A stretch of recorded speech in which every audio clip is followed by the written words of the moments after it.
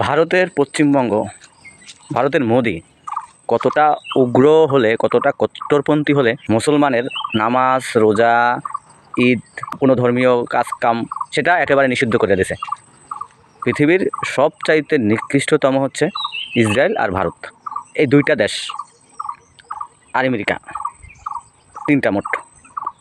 আরও আছে, তারা এতটা না, ওদের মতো এত উচ্ছৃঙ্খল, উগ্র, কট্টরপন্থী না।